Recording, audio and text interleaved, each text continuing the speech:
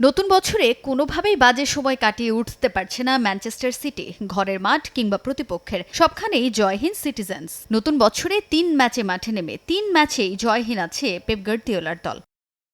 Etihad স্টেডিয়ামে ম্যাচের শুরু থেকে আক্রমণ শানায় সিটি। ব্রাইটনের ৭ শটের বিপরীতে সিটি নেয় ২০টি। বল পাসেও এগিয়ে ছিল হল্যান্ড নুনেজরা, কিন্তু অন টার্গেটের শটে কাছাকাছি ছিল দুদল। ব্রাইটনের বিপক্ষে বারবার চেষ্টা করেও বল জালে জড়াতে পারছিল না দলটা। তাদের রক্ষণ দুর্গ ভাঙতে কাঠখড় পোড়াতে হয় সিটিকে। অবশেষে ডেডলক ভাঙে প্রথমার্ধের শেষ দিকে। ম্যাচের ৪১ মিনিটে পেনাল্টি থেকে গোল করে দলকে ১-০ লিড এনে দেন আর্লিং হল্যান্ড। এগিয়ে থেকেই বিরতিতে যায় ম্যানচেস্টার সিটি। দ্বিতীয়ার্ধে মাঠে নেমে আবারও আক্রমণে এগিয়ে সিটি, তবে গোল খেয়ে হুঁশ ফেরে ব্রাইটনের। ম্যাচের ৬০ মিনিটে ১ গোল শোধ দেয় দলটা। মিতোমার শট জালে জড়ায়, স্কোরলাইন হয় ১-১। এরপর ম্যাচের বাকি সময়ে আর কোনো গোল না হলে ১-১ ব্যবধানে ড্র নিয়ে পয়েন্ট ভাগাভাগি করে মাঠ ছাড়ে দুদল। এই ড্রয়ের পর টেবিলের ২ অর্থাৎ অপরিবর্তিত স্থানেই আছে ম্যান সিটি।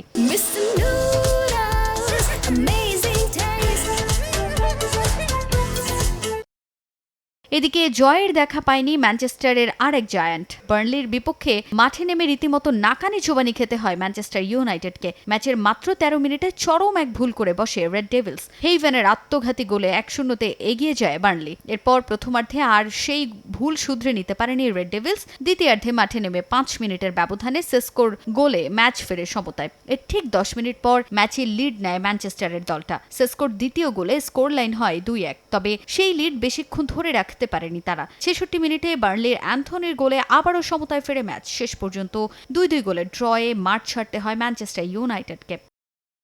এদিকে নতুন বছরে এখনও জয়হীন চেলসি। পুরনো কোচ এনজো মারেস্কার বিদায়ের পর নতুন কোচের অধীনে সুদিনের অপেক্ষায় থাকলেও ঘুরে দাঁড়াতে পারল না ব্লুজ। ফুলহ্যামের বিপক্ষে মাঠে নেমে পাত্তাই পেল না স্ট্যামফোর্ড ব্রিজের দলটা। প্রথমার্ধে কোনো দলই গোল করতে না পারলেও দ্বিতীয়ার্ধে লিড নেয় ফুলহ্যাম। এরপর ৭২ মিনিটে চেলসি ১ গোল শোধ দিলেও শেষ দিকে ফুলহ্যামের আরেক গোলে ২-১ ব্যবধানের জয় নিশ্চিত হয়। তাতেই হারের ক্ষত নিয়ে মাঠ ছাড়ে চেলসি। আর পয়েন্ট টেবিলে ব্লুদের অবস্থান এখন ৮-এ।